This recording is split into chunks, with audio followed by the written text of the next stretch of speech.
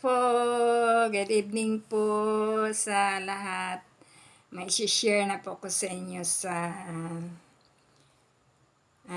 Doktrina at Mga Tipan, chapter 11, verse 20.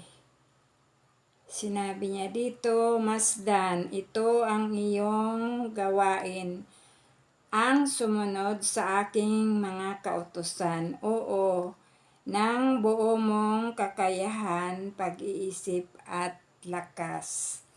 So yan po ang sinishare ko sa inyo.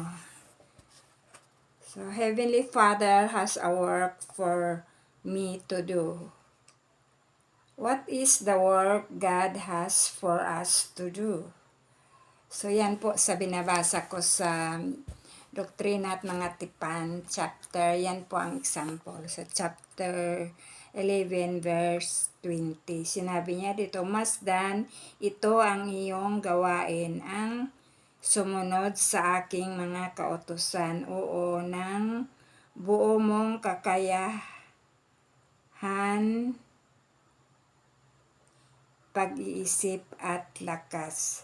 So may binanggit po dito na sumusunod. Yung pagsunod, masunurin. So sa gabay na banal na kasulatan, ang ibig sabihin niyan, yung pagsunod, masunurin o sumunod ay sa espiritual na kahulugan. Ang pagsunod ay paggawa ng kalooban ng Diyos. So yan, kailangan po tayo, gagawa po tayo na sa kalooban ng Diyos.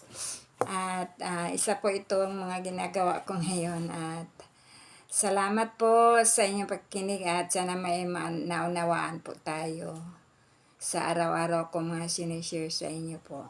Good night. Thank you for watching.